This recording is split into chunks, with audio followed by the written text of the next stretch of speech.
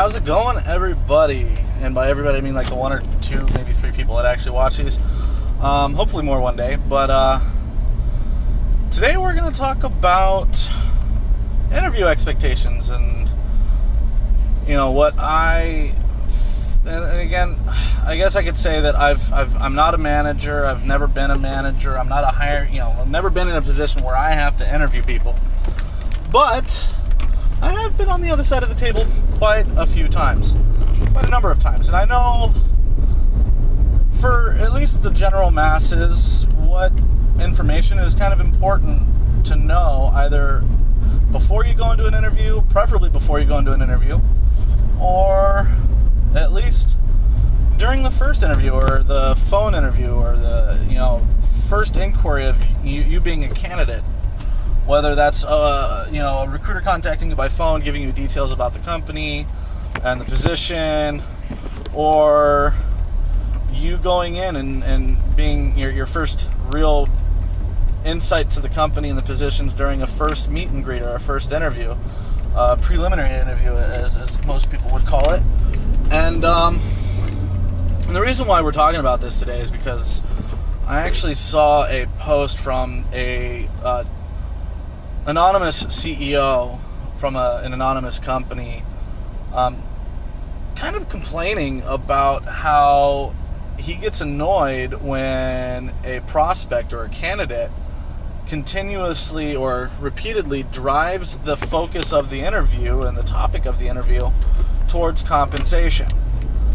And I can see how that's pretty annoying, being the interviewer, being the person that's, trying to screen a candidate and find out if you're going to be a good fit and all that good stuff.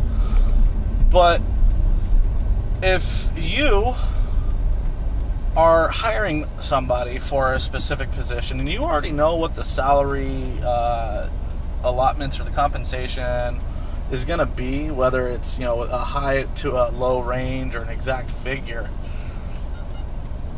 I'm a firm believer that you should be advertising that on your job postings, whether it's through a recruiting website or Craigslist, whatever the case may be. And the reason why is it allows people to know whether it's going to be a fit for them financially before they even apply for the position in the first place. But the reason he was complaining is his thing, I guess his argument is that serious candidates will not inquire about the compensation until after they know about the position, after they've been interviewed and the job's been offered to them. Well, I get the whole screening, serious applicants are the ones that are going to apply to the job because they want to do that type of work, they want to be in that industry, whatever. But that still doesn't mean that serious candidate isn't curious or concerned about what the compensation and benefits are going to be.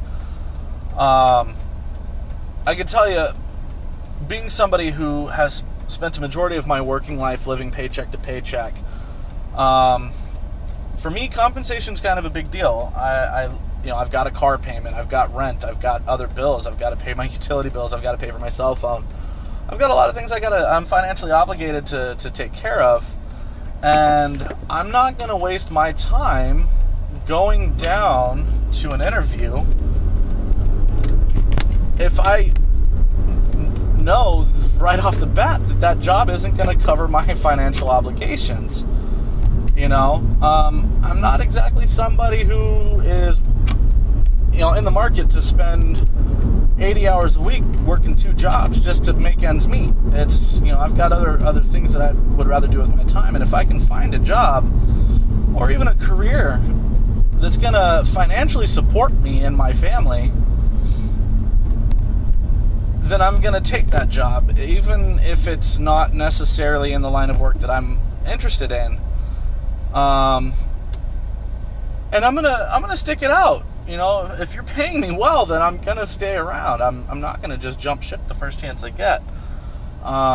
If the pay's right, the job's right? If the benefits are good, then so is the job.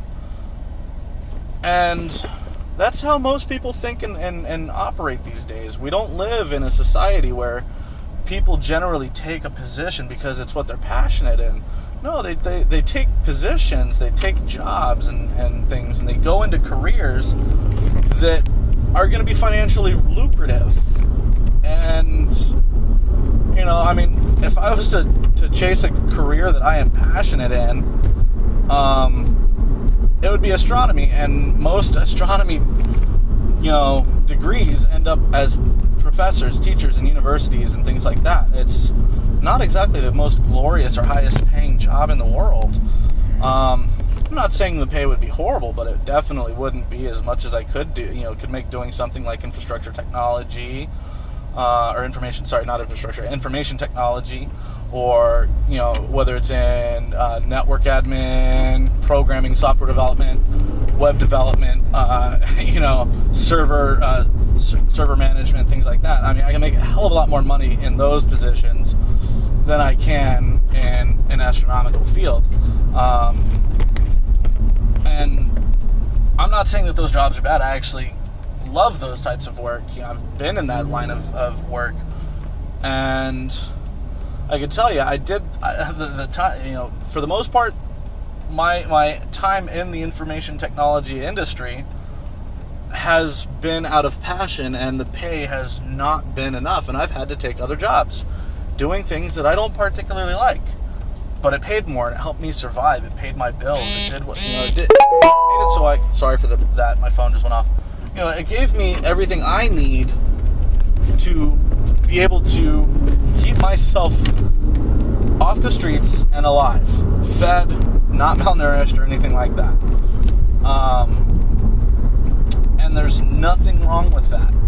I think firmly that it's a very, very pig-headed, very unnecessary feeling to allow yourself to feel when somebody is concerned about the compensation because they decided to come in for an interview because they either need the job, they're looking for something better, it's in a field that they actually are trying to develop a career and start a career in. They still want to know what it's going to pay them. Nobody's going to work for less than they can afford, Prime, and when I say pig-headed, prime example is to pig-headed feelings and emotions and remarks and things like that. One of the comments to this post was a vice president from another company that said he doesn't see anything wrong with the comment or with the inquiry of compensation during an interview, but his response is always, I usually pay 10 to 20% more than you're worth, and then asks, what is your worth? First off, let me just start with this.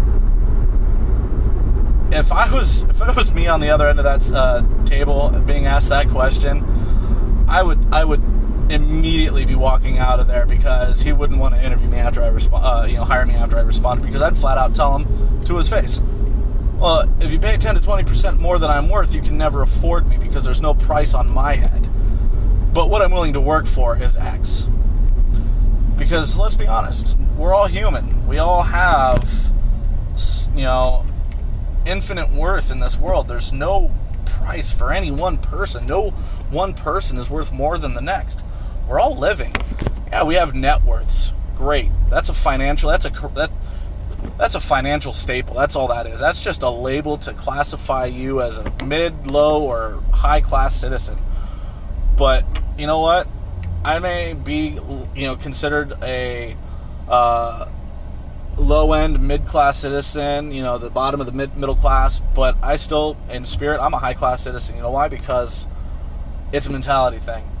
I am proud to be where I am. I'm proud of the things I do in the country I'm in. I couldn't see myself anywhere else. I'm not saying I wouldn't want to live anywhere else, but ultimately, I'm not trying to run for the border. I'm not trying to hide my identity. I pay my taxes, I claim them, I file them, I do everything I have to do as a citizen.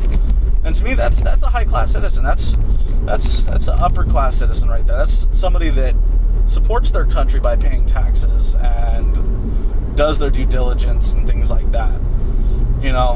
How much I make doesn't determine, in my mind, what class citizen I am. To me, that's just a barbaric, industry label that, is used to determine what you're worth financially. And you know what? I can have $1 in my pocket and be worth $1 million because it's all a mindset. It's just how I see it, you know. But back to the topic. Sorry, tangent again. I do that a lot. I don't know. What do you guys think? Do you think it's wrong for an interviewee, a candidate, a position prospect? Do you think it's wrong for them to inquire about compensation during their first interview or their first point of contact, especially if there is no recruiters involved and you're applying for a startup or anything like that? I mean, is it? Do you think that's bad ethics, bad behavior, bad practice? For me, I don't see it as an issue. It's the way I look at it. One of the responses I gave is, when it comes to most, not all, but I would say most of the masses of the United States, when they inquire or apply for a position at any business or any job or any company or whatever, there are two things that they are most concerned about. One being compensation, two being benefits. What am I going to get? What am I going to make? And how? Is it hourly? Is it salary? Is it commission? Or is it a mix? You know? And then if it is commission, what's the commission rate? What can I expect to make on every sale I make?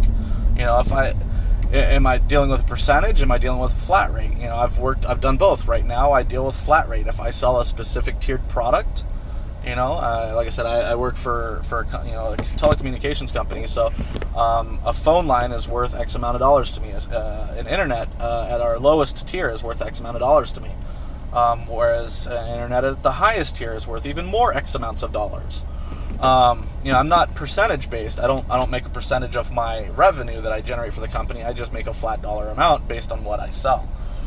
Every product has a price. But I've also worked for percentage commissions where I made 15%, which was a fantastic commission percentage. Don't get me wrong.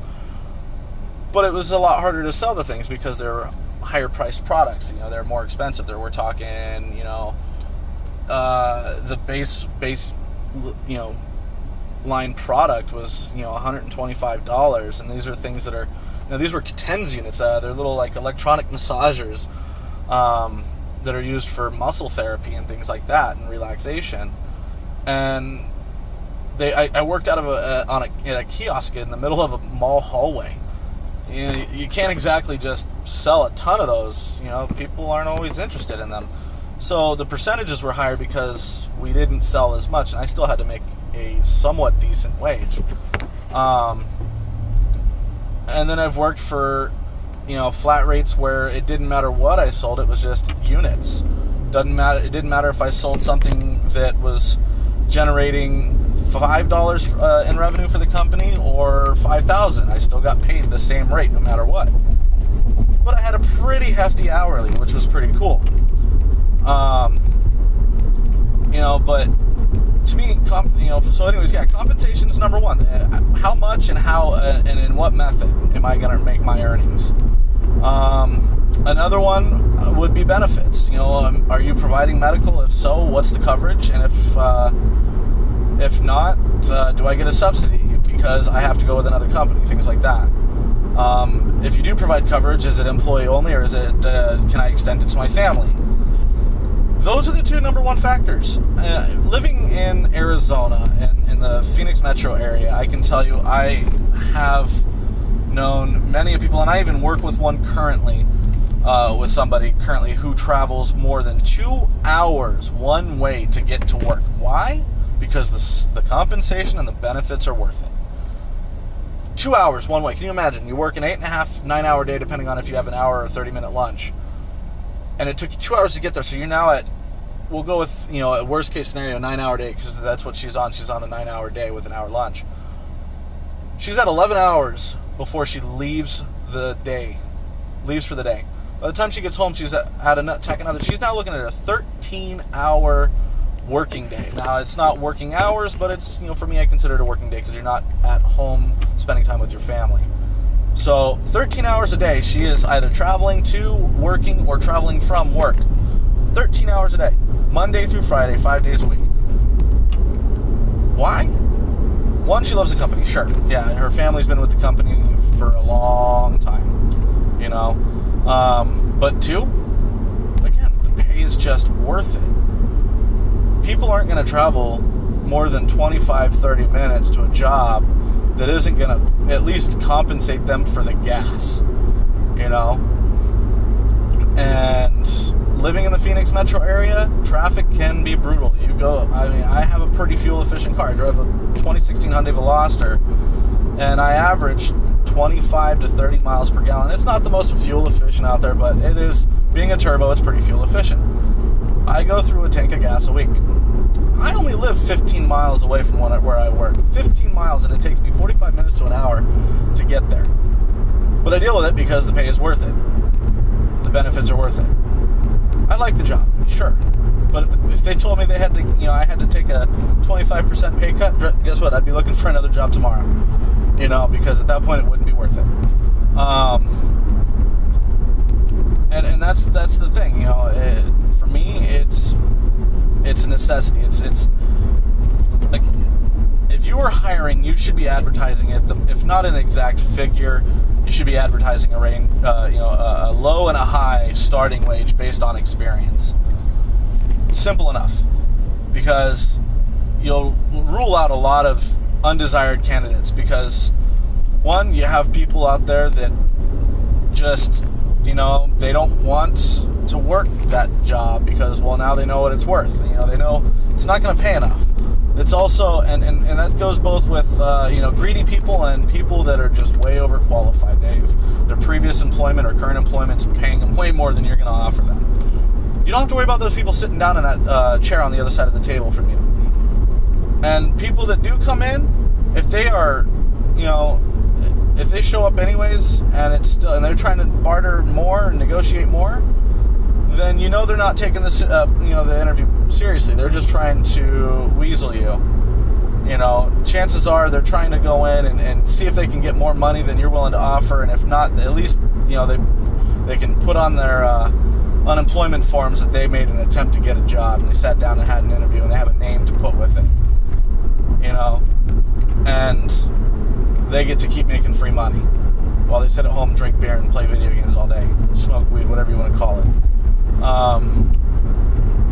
But yeah, to me, it's one of those things where I firmly believe that if you are going to allow somebody that is inquiring about the compensation of the position they're interviewing for, or the benefits they're with, and it's going to upset you, you should probably consider not being somebody that interviews for your company. Simple enough. And if you don't think that's an important question, if you don't see why it's relevant to a first encounter, maybe you should try finding a new job. Maybe you should analyze yourself, look back at yourself, and look at how long has it been since you've been on the receiving end of an interview. How long have you been in that other seat? Because if you answer yourself, it's been a while, been 5, 10, 15, 20 years, never, if you're a trust fund kid, then maybe you should really, really step back and analyze, why is it offending you? Is it because you want a candidate that wants to do the job because that's what they want to do? Because I can tell you, your candidacy pool has dropped down to 1% of what it was. Because nobody in this day and age takes a job exclusively because that's what they want to do. If they can find a job that's in a field they want and it's going to pay well, then they're all over it. But people are going to do what's going to put food on the table, pay their bills, and keep a roof over their head. If that means they have to put off their dreams for 10 years of doing their dream job, then that's what it's going to take. I mean, I can tell you right now, I'm one of them. So, I don't know. You guys tell me, what do you think? What are your thoughts? Am I wrong? Am I right? Is it one of those things you have no opinion on? Let me know. I really want to hear your thoughts. And if it's one of those things that we can spark another video out of, then great. If not, then we'll just, hash it out in the comments. And not a big channel. Trust me, if you make a comment, I'm gonna see and reply to it. So please let me know what your thoughts are. I really want to know. It's one of those things. It's just I saw this in a bug, and I felt I needed to talk about it. So yeah, if you're not subscribed, please subscribe. please hit the like button. It'll help me actually get some exposure, because I'd like to be able to grow my my community, and eventually these videos are not going to be on this channel. I'm working on coming up with a catchy name for another YouTube channel that I think I'm going to dedicate straight to vlogging. Get it off my gaming YouTube channel that I am not active on. So, like I said, if you're not subscribed, subscribe, and I will see you tomorrow probably. Have a good one. Bye.